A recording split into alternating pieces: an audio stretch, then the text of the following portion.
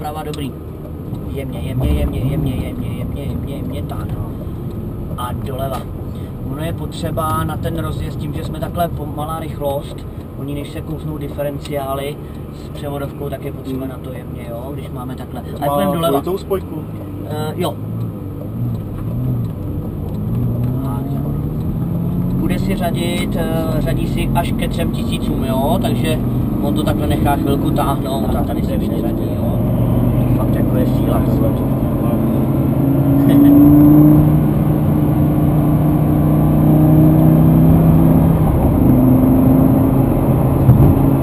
Sportovním režimu to jak rychle ještě řadí?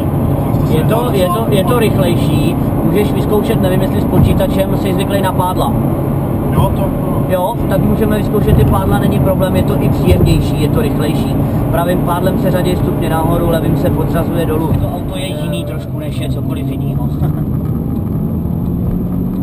To i Ferrari je příjemný, tohle je fakt takový auto syrový.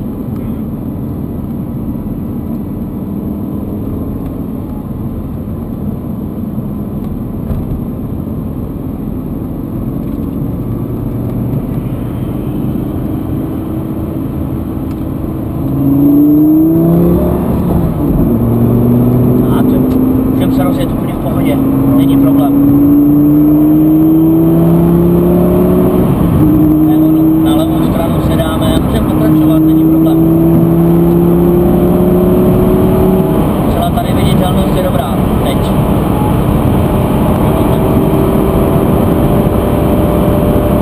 Můžeme zařadit ještě, můžeme zařadit.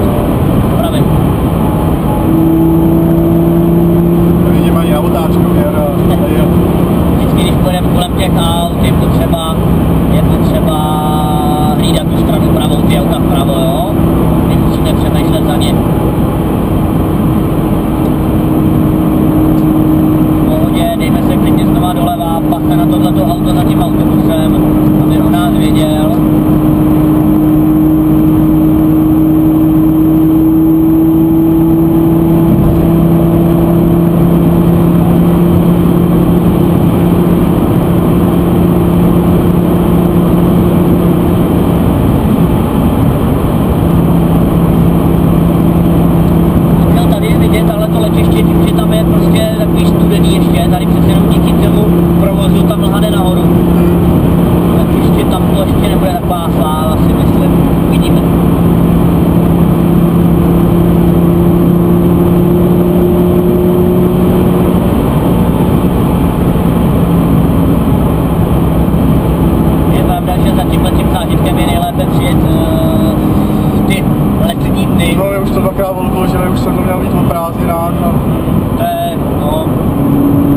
Bohužel ta technika někdy taky nevydrží.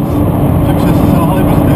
Tady u nás tohle nebylo, to bylo v Příbrami a to bylo z Ferrari, tam to bylo u konkurence. Měli problém pouze a jenom s převodovkou. My do kole nelítáme. Jako známý tam měl jet a že Lamborghini nebyl, jak vzal jiný auto a když přijeli na letiště, tak ho vytahovali z pole. To nebylo u nás. To ne. Nevím, kde byl, no, přesně. Ne, možný, že byl v Příbrami nebo úplně, jestli nebyl.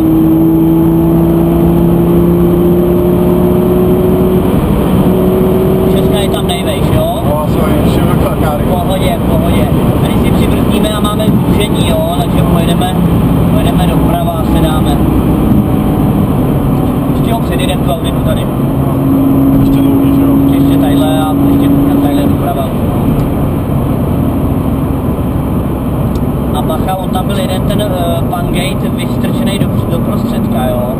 Šlo se hodně na pravou stranu, jo. Přibrzdíme si trošku, nevím, jestli to tam ještě je vidět, nebo ne, to tam dali. Jo, no to vypadá, že to tam dali. Jo, jde se víc takhle doprava, jo, bacha, no. Nevím, proč to tady, co to tady je vůbec.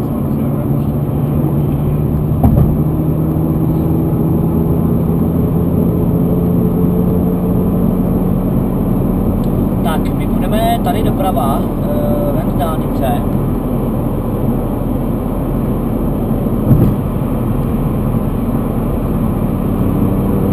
Už tady takhle bude odbočka. A poprosím tě o jednu věc, jeden pruh běží z dálnicí, když se dáme... Super.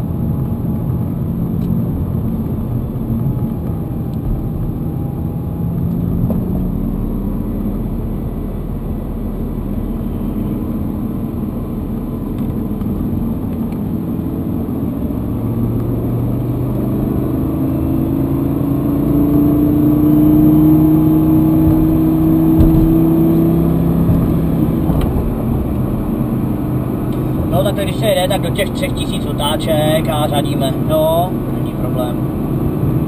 Ať to tak myšlek. Kolik to má spotřebu, tak když na to šlápnu, tak těch 40?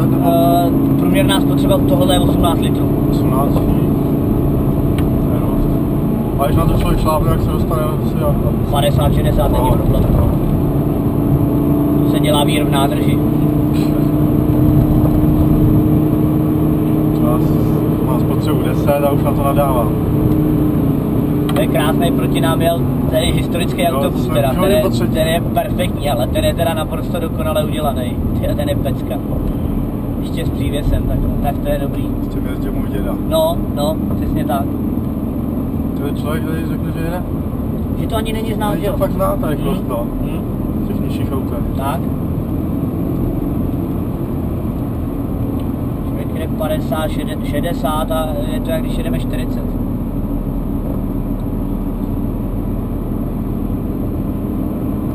Podvozek je takhle nejměkčí, nebo ještě? Takhle je nejměkčí. Při tom sportu to trošku stvrdne, ale to už je opravdu... To je potřeba na okruhu někde. Tady na tomhle ne.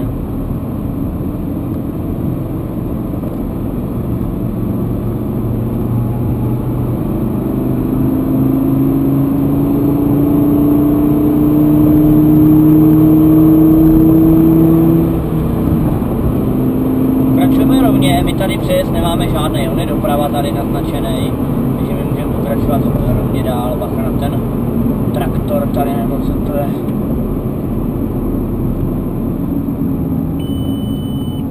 Tohle ignorujeme, tohle je pípání, to je signalizace, že se to dostalo pod 2000 otáček, jo, nic víc.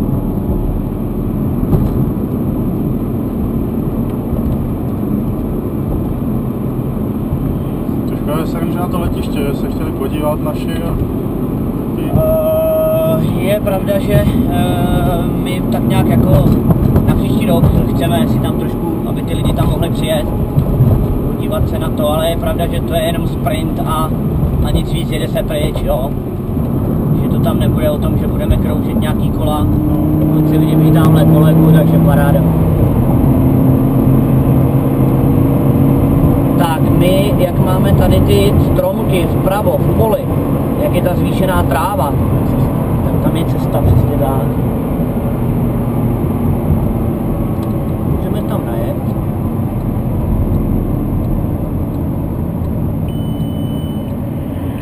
Tohle by mě otravovalo. Pomaličku tam najedeme. 2 kilometry rovinku, takže neboj se toho, můžeme to trošku můžeš si přidat, jako takhle určitě nemusíme jet celou cestu. Takhle po prostředku se drž, super. Nemáme tady žádnou díru na tom letišti, takže můžeme jít úplně krásně a řadíme, musíme řadit, no. Mám tam dát automat? Jo.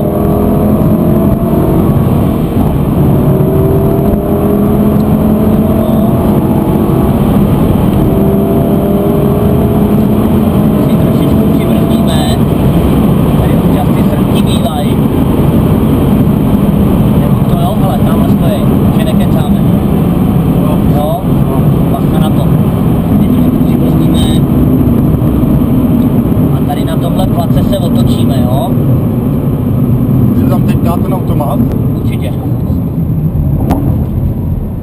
Tak, tady to otočíme. Až se budeme blížit na druhou stranu, zavčasu ti řeknu, kdy brzdit. Poprosím tě, brzdi mi, ne natvrdo na brzdu, ale s citem, jo? Tak, na prostředek se dáme. Tak, a můžeme plnej.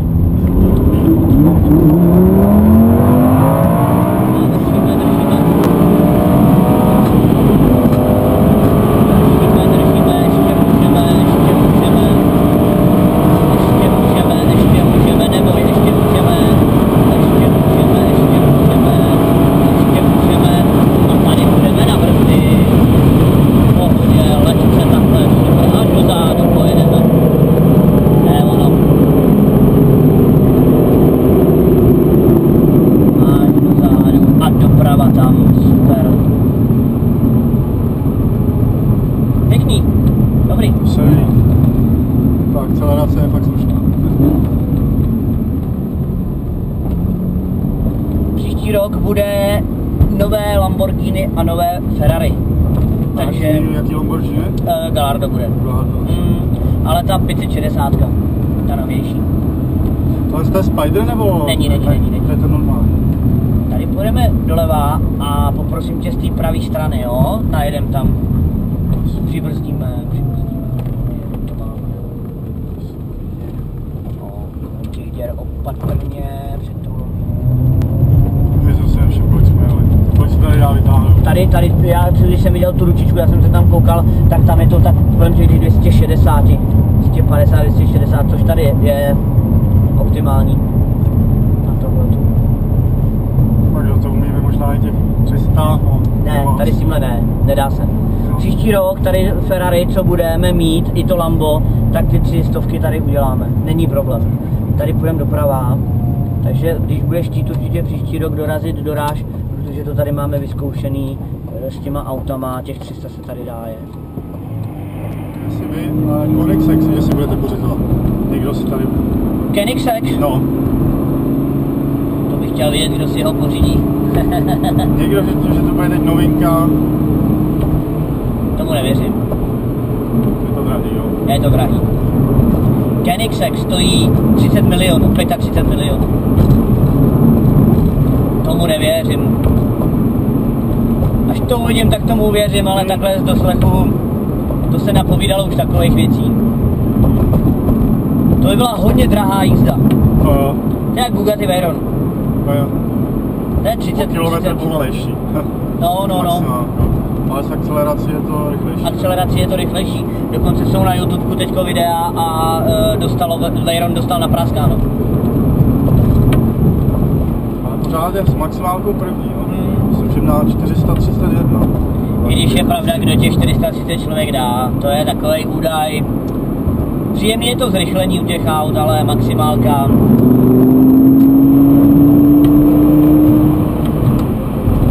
Takže nevěřím tomu, že tady někdo pořídí na tohleto. Jo, možná, že si ho někdo koupí jako vlastník, jo, ale rozhodně to nebude na tyhle. Nevěřím, že si pořídí firma na tyhle ty účely. Je to, říkám, 35 a 30 milionů.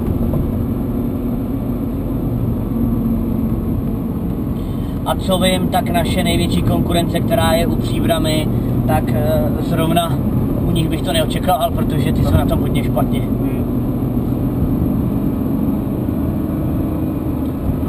Pravá na kanál.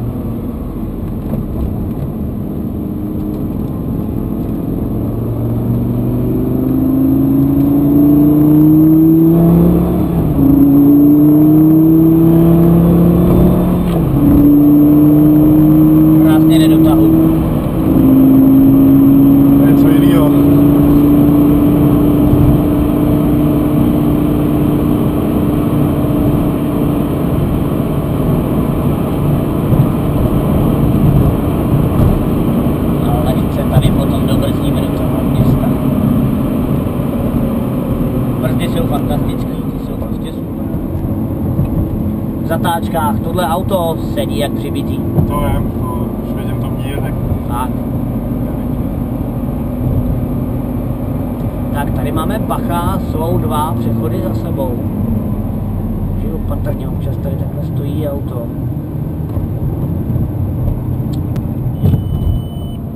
Maličku tam nejeďme. Tak a pomalu i do toho dvora, jo, je tam žlábek, opatrně přibrzdíme. Vevnitř je tady žlábek. A dáme se tady doprava úplně.